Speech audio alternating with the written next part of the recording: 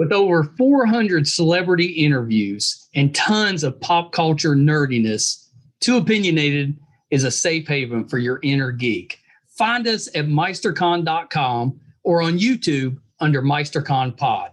And please subscribe. It would really help us out. Thanks, everybody. Hi, everybody. Welcome to another edition of Too Opinionated. Look who I've got back with me today. It's our good friend, author Peggy Gerber. So welcome back, Peggy. Thank you so much. And thank you so much for having me. Yeah, I was telling you offline, and thank you for hanging in there with me because we were supposed to do this last week, had to move to this week. But I just finished the new book. Loved it. Thank you so much. Yeah. Yeah, you're becoming quite the prolific author. Oh, thank you. So last time we talked, it was about your book, Stumbling in CrazyTown. And that was right after you won the open contract challenge. Yes. Which was, if I remember right, was back in 21. Yes. Yeah. So and now. As a matter of fact, I was just going to say, it's going on right now. So April 30th, you go to opencontractchallenge.com and you just send them a pitch, and you never know. I mean, you can win a publishing contract. I mean, for me, it was a game changer. Yeah. Before I entered that contest, I thought to myself, do I have what it takes to write a book? But now that I've won it and I have a book published, I'm like, yeah, I do have what it takes. And so I wrote a second book. Yeah. I mean, it proved to me that I had what it took, and that was amazing. So if anybody has like a pitch in mind or a book in mind, now is the time. Yeah, that's the great thing about the open contract challenge is it does it in steps. So you don't have to have the book completed at the beginning. You just need the idea. An idea in your head. Yeah, I love that. And then after that, it kind of incrementally increases what you have to submit as you go further and further in the contest. And now, there's no harm in trying to get, if you got a good idea, get it in there, because if somebody likes it, you never know. Yeah. And it might, so many of these contests, cost a lot of money up front. This is free. Yeah. It's such a great, I think it's good. Even if you don't win, it teaches you to write when you have to. Exactly. Yeah. And, so this year they put in something new. They have something called rejection insurance for $5. And at first I thought, is that a good idea? But then I thought, you know what? If you have a great idea for a book in mind, but you're not great at writing pitches, this is for you. Yeah. I mean, $5 is nothing. Nothing. And that just gets you through that initial round, right? Yeah, just the first step. step. I mean, you have to have a good idea to win this contest. It's almost a different skill set to write a book and to write a pitch. Absolutely. Yeah. I mean, so many people write great novels, but then they can't write a query letter, and then they're really in trouble. But I think who won last year? Because we had them on as well, right? Cliff Flint. I'm not sure if you've had him on. Have you? Maybe not. Maybe I was thinking we had somebody after you, but maybe not. It just came out. So probably in the near future. Oh, very good. It's called Promised Rewards. I actually got to choose the winner this year as part of exciting. I mean, they thanked me for it, but I was like, no, thank you. That was amazing. Getting to really, change somebody's life. Yeah, absolutely. So are you going to continue kind of in that role with the open contract, or will he step in? No, he's going to step in. Yeah, I kind of like that. You win, and then the next year you're involved in picking the new winner. Right, exactly. Yeah, I think I just think it's a terrific contest. And if you win, you get your book published. Yeah. I mean, imagine that. Like the first time I saw my name on the cover of a book, like it literally took my breath away. It was so amazing. Well, so what was different this time? So the new book is the Big Indignity, which is Yes, kind of yes. and I'll have to tell you with this one, it's you're so funny. Like I love your Thank sense you. of humor. It just cracks me up. But a lot of these this time they they bring out some emotion with some of Yeah, these because yeah, it talks about some difficult subjects yeah, and some things that are a little bit sad, but it puts some yeah. humor in there, so it makes it a little bit easier on you. But Right, I right, love the way that you talk about difficult subjects, but you're able to do it with some humor, especially looking right, back. You know, you're looking back and then you can kind of put it in perspective. So I just love that. And you right. do it in just little short poems. I mean, Yeah, you get the whole yeah. story in just a page. Right, right. Yeah. I love it. I love it. So And I was think it different with this book? it Was was the different. writing different? Yes, yes. It was different because I had so much more confidence this time Mm-hmm. than I did last time. I was always second guessing myself with the first book. Yeah. This one I was like, let's get this done. I know what I have to say. Yeah. I just think it's terrific. And these are the two books, but you've written a bunch of short stories that have been published. Yeah, I actually have over 100 short stories and poems published. So I read yeah. a couple of your doll ones. I like them really well. Thank you. Yeah, those were really really good. So, what was the inspiration for this book? What's this book about? Yeah, so The Big Indignity is poems about growing older in a society that really worships youth.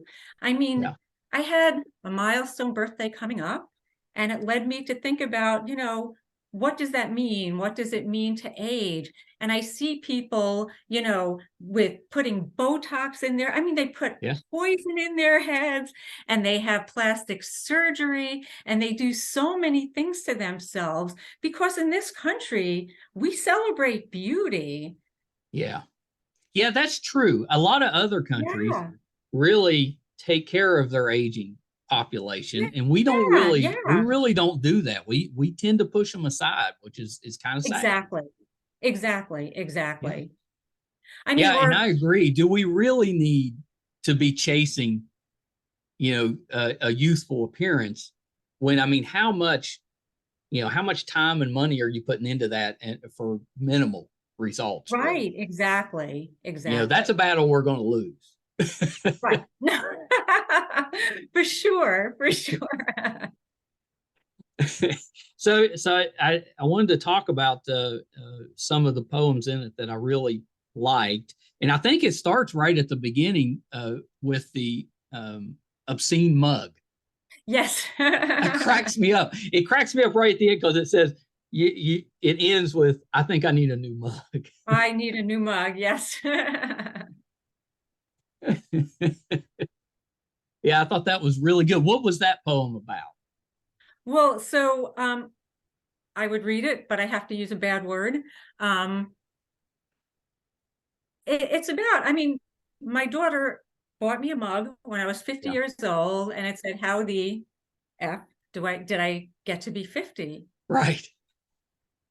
And then, I thought, it's funny, but then like, how did I get to be 50? How Hmm. did that happen? And then I'm drinking from this mug now for more than 10 years. And I'm like, wait a minute. How did that happen? It See, I've just, I've been through that. I went through when I turned 50 a few years back. I was the same way. I was like, what happened? yeah. Yeah. And then you look at your kids and like, how did they get to be adults? It just happened so Yeah. quickly. Well, and we're both grandparents, and Yeah. I can't look at the grandkids and not think of the kids when they were that age. And it seems Yeah, like yesterday. exactly.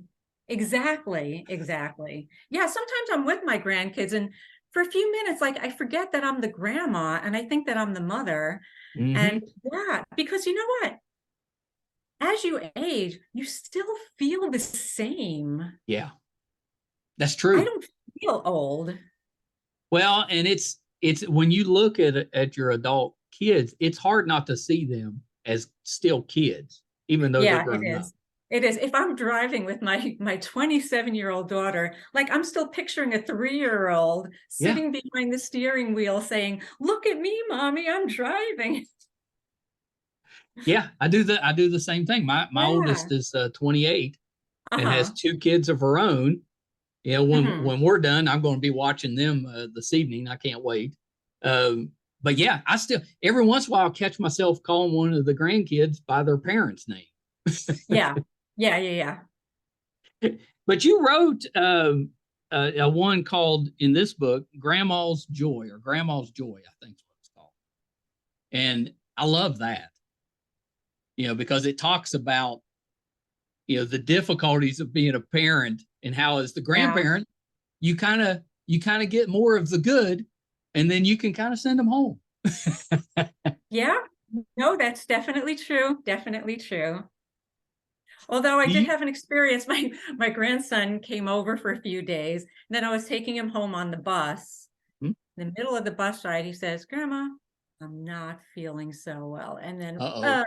Oh no. all over everything.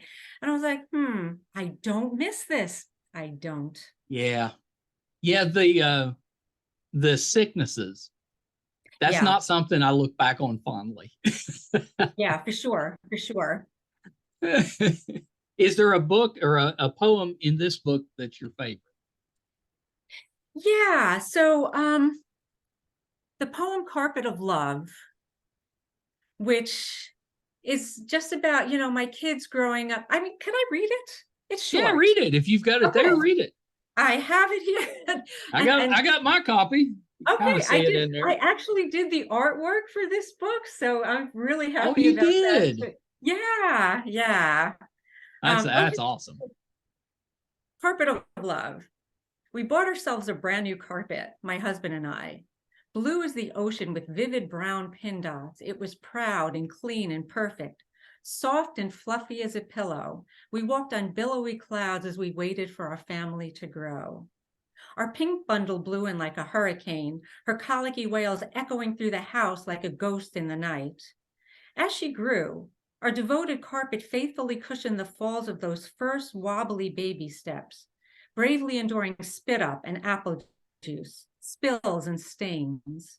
Our blue bundle roared in like a lion, and our hapless carpet was forced to endure epic battles between Ninja Turtles and Power Rangers, the war raging on for years. As he grew, the carpet became a pillow for young lovers lying together, hand in hand, watching TV. Our delicate bundle tiptoed in soft as a whisper, and our valiant carpet tolerated tea parties with dolls and teddy bears, milk-soaked cookies mashed into its bristles until it became part of its DNA. And as she grew, the carpet became her homework center, gently cushioning the young scholar hard at work. Then we blinked, my husband and I, and those children were grown. Our stained soiled carpet became an eyesore. We should buy a new one, we said. Then an announcement, a new bundle is coming, our first grandchild.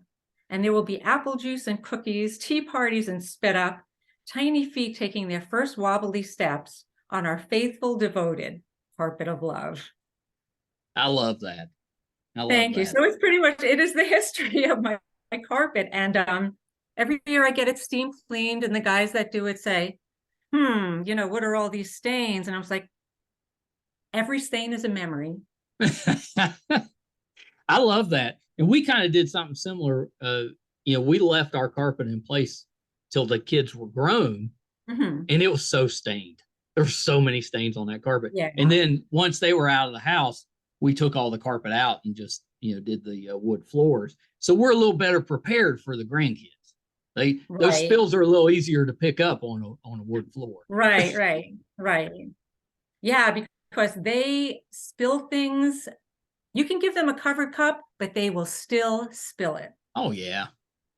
Yeah. The best thing about kids and grandkids is just they have such a joy for life. Yes. Everything they do is an accomplishment or just something they're happy about. And I love that. Like my grandkids, they're always saying, I did it.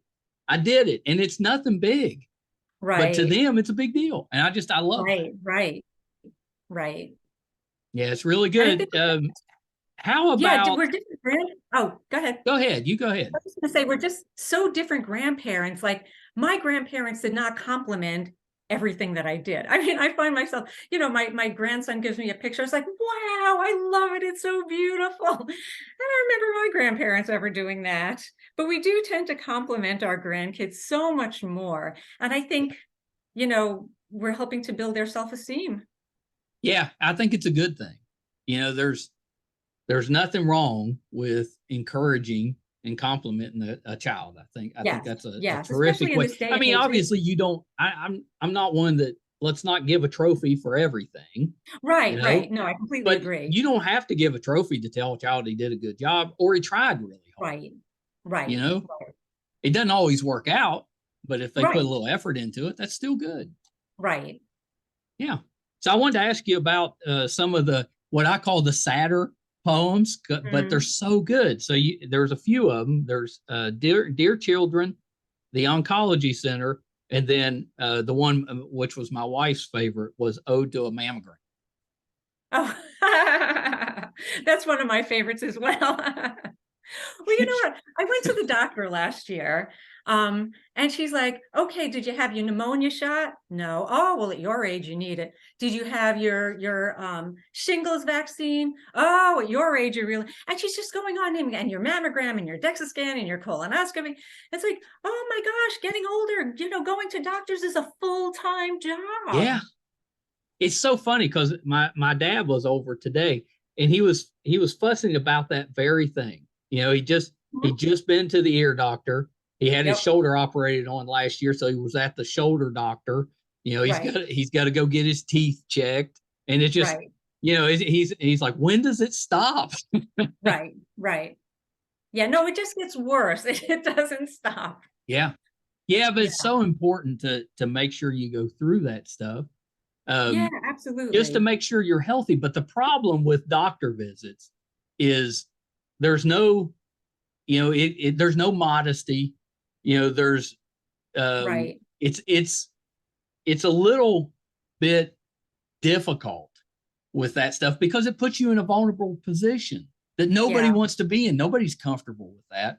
It's just Right. so Right. important that you do it just to make sure that you're healthy. But yeah, my wife Right. said that your poem perfectly Yeah. encapsulated exactly what that trip to Yeah. the Yeah. Yeah. One of my is least worth. favorite days of the year. Yeah, Yes. yeah, and I think most women would agree with that. Yes, I think so. Well, and another one that I like was I Remember When, Yeah. which is talking about kind of growing older. And I really Yeah. like that one. Thank you. Yeah. No, I remember my grandmother would take me with her to all her different activities. And I was like, oh, all they ever talk about is getting older and not feeling good. It's like, now when I hang out with my friends, we talk about that too. Well, that's why it's so funny because I'm blessed that I'm still friends with all of the guys that I grew up with. There a Oh, lot of that's them are great. still in this area, and we've stayed close. Where we used to get together and just talk about anything. Now, Right, when we get together, we're mostly talking about all the bad stuff that's happening to us. right, right, right. There's a lot of aches and pains. Yeah, The aging process is very interesting, I think, right, especially in America, right. because we really don't handle it. Yeah, we don't handle it well. Yeah. But How about, go ahead. I was just going to say one of the points of my book also, I didn't start writing until 4 years ago. I know that's what part of the reason I'm so amazed because you've Yeah, come so yeah, far so fast. yeah. I did, didn't I? Yeah. I guess, you got to cross those things off your bucket list while you can. When you're 20 years old, you think, oh, I have so many years to do it. But then as you get older, you realize I have less time. So, Yeah. getting a book published, definitely on my bucket list. Yeah. Well, and now there's two. Yeah. Yeah. And I'm working on a third. And what? Yeah, I know. What's the third book going to be about? So I think I'm going to be calling it Once Upon a Time Machine. I I like love that. speculative fiction. I love science fiction. I love writing about science fiction. And it just fascinates me. Ever since I was a little kid and used to watch Star Trek, and they had some time travel episodes, I was just always fascinated by the concept of time travel. Yeah, And so all my stories are science fiction or like magical realism. Um, love but yeah, that. that's the kind of thing that really fascinates me. Yeah, I love that. Did you get to watch this latest season of Picard? I did not. Oh yeah, you might want to check that one out. It was excellent. Yeah. Yeah. Well, it brought back the whole cast from the Next Generation, which was just Oh, fun. okay. Yeah, it was Okay. I just fun. love that show. Loved it. Yeah, me too. I was lucky enough back in February. William Shatner came to town doing his 1 man Wow. show, and I got asked to moderate for him. So Wow. I got to have dinner with him and spend kind of the evening up on stage with him. It was amazing. They didn't really need me. Yeah.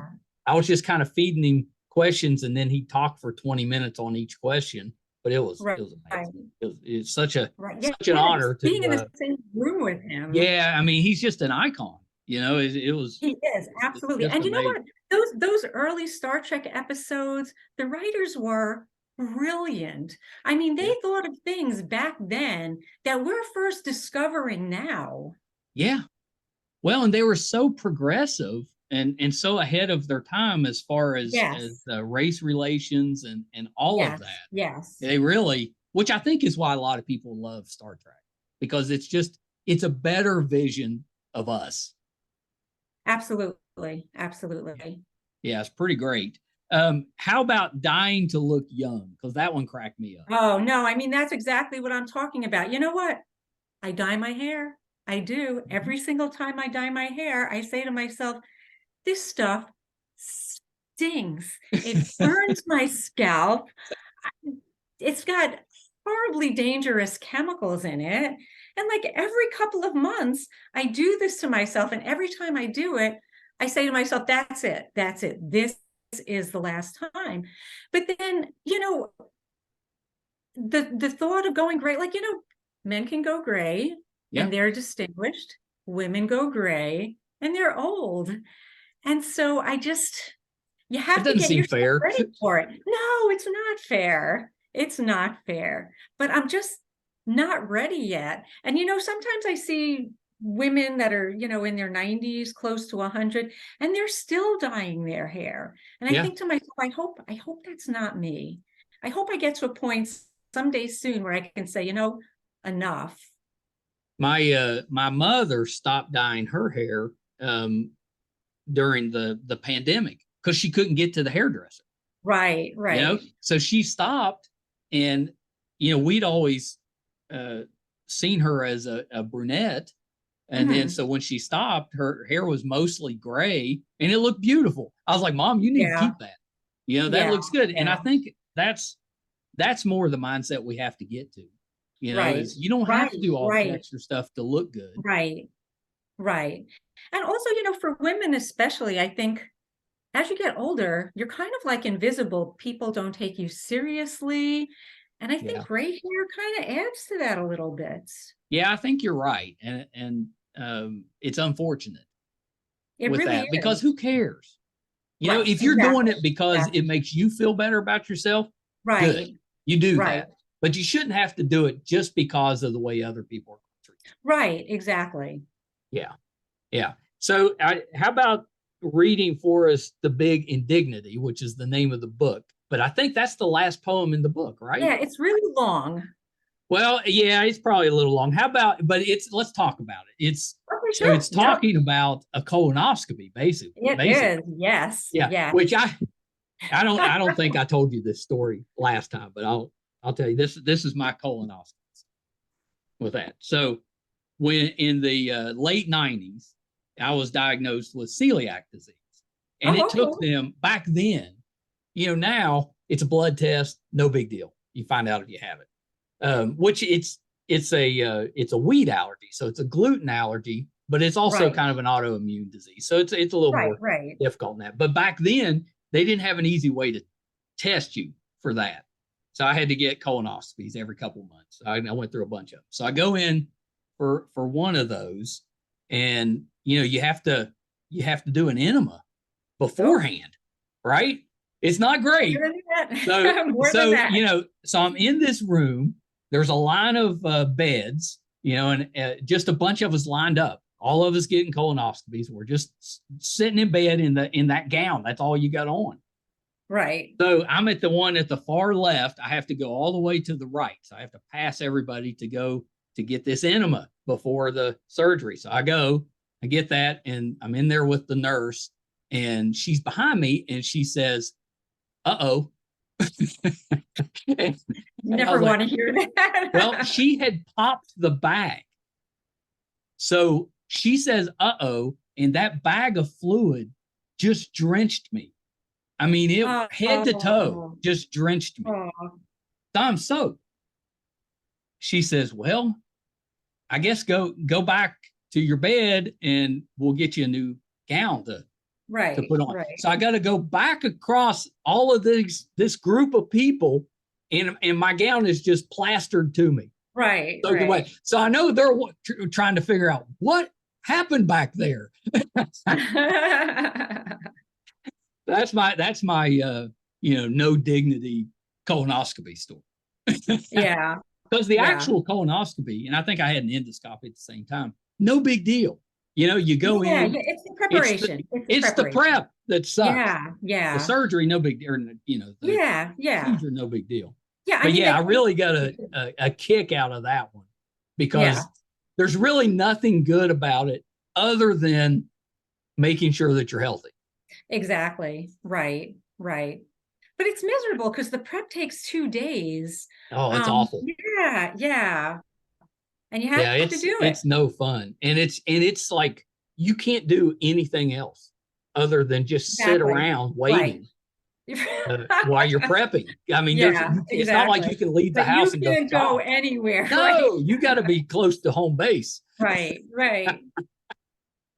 So when you were writing this book, because I'm sure you had a lot more poems that you didn't put in there. Right. What was the criteria to kind of pare that down to these poems?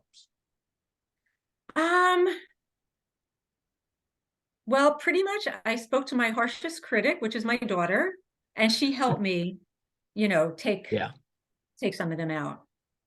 Well, how did your family, how'd they react to this book? Oh, they're not that impressed with their mother.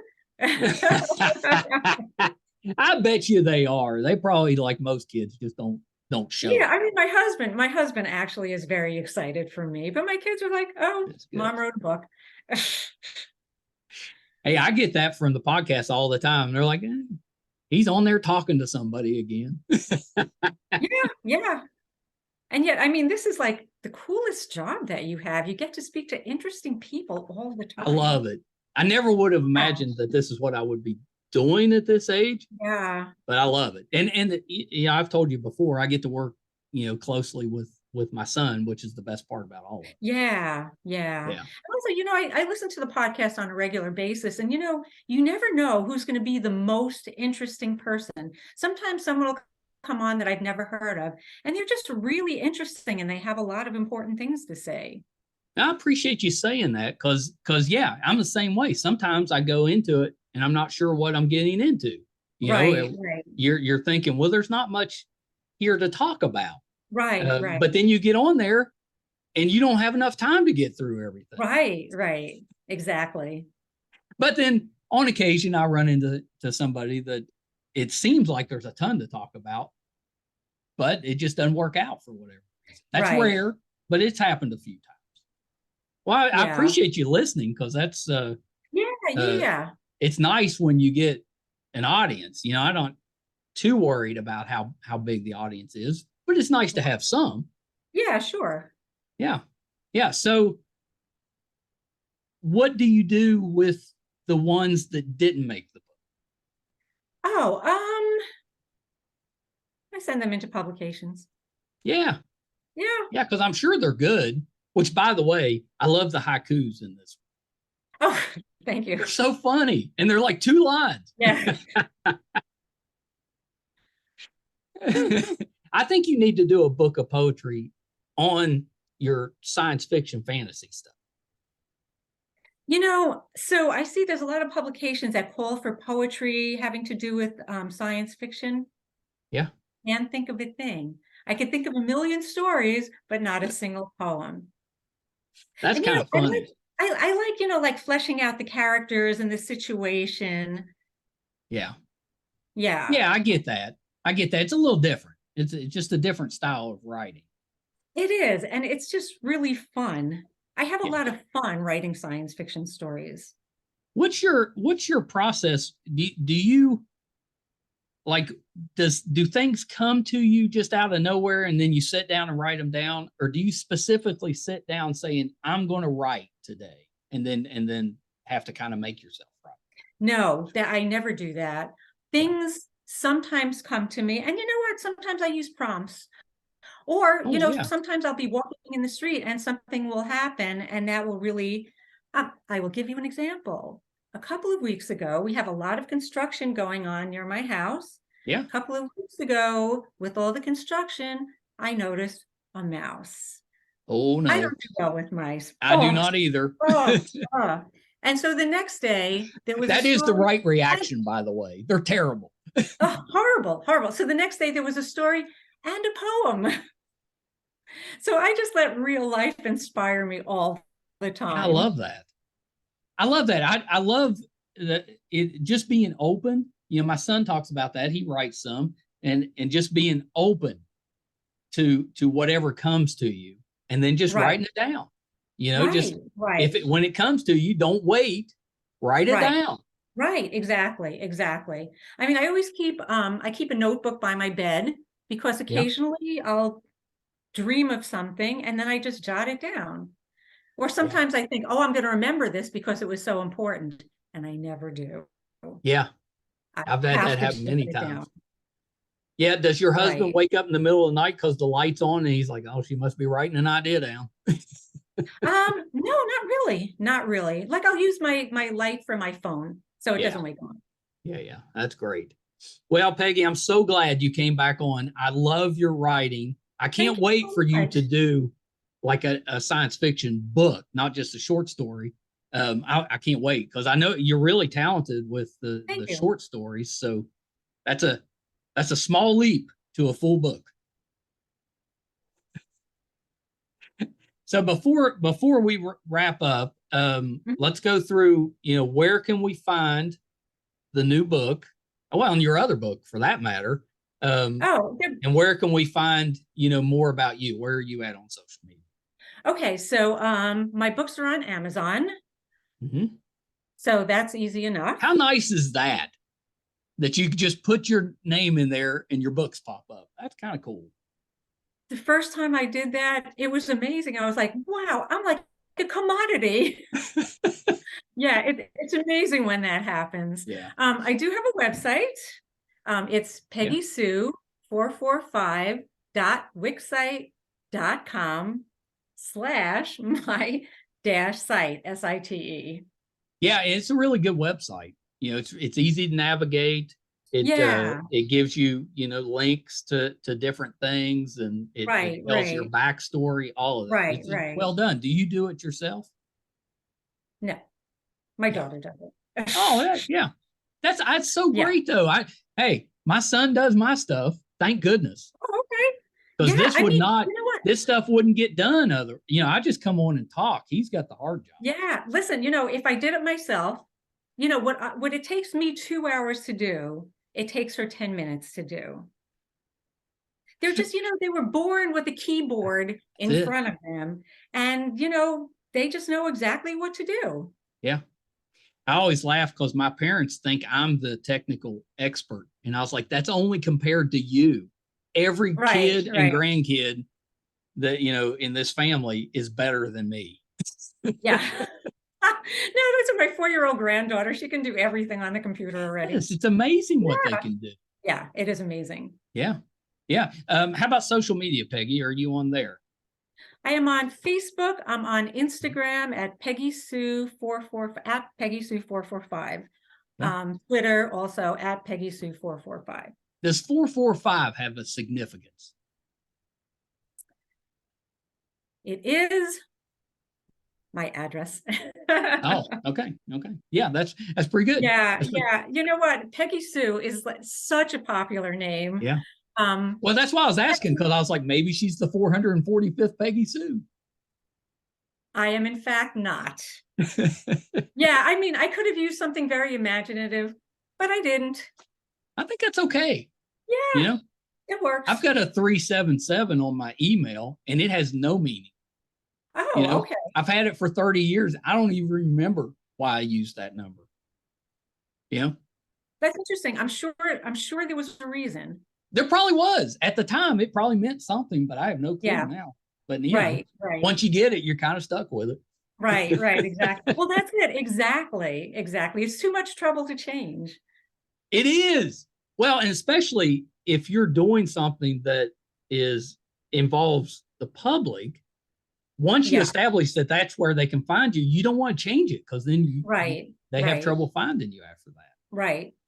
Yeah. And everybody's used to it. It don't matter. Whatever you're using, exactly. they'll find you. And you know, it's not that big a deal.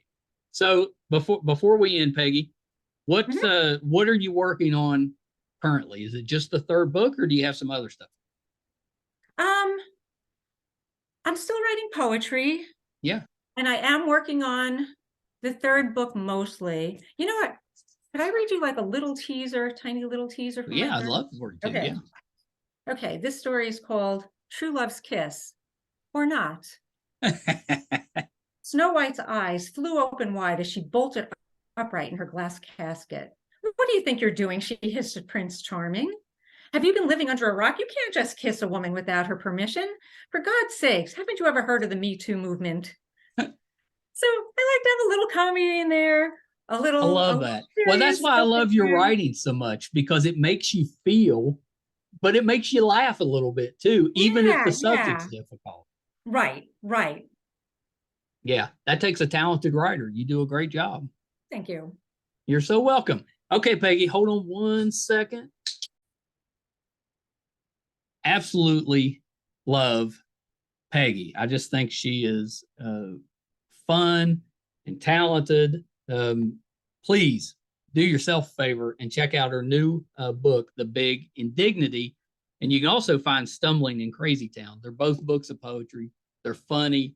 It's really easy to read. They're short books, but definitely uplifting. So I think you'll really enjoy them. So please check those out. Thank you guys so much for tuning in again this week. You know, make sure to check out our website, meistercon.com. We've got almost 600 episodes up, audio and video. So please check that out. You know, if you want to help us out, just subscribe. If you're watching, it's MeisterCon or YouTube, MeisterCon Pod. Just subscribe. If you're listening, wherever you're listening at, subscribe there. It really does help us out. Thank you guys so much. Until next time. Bye, everybody.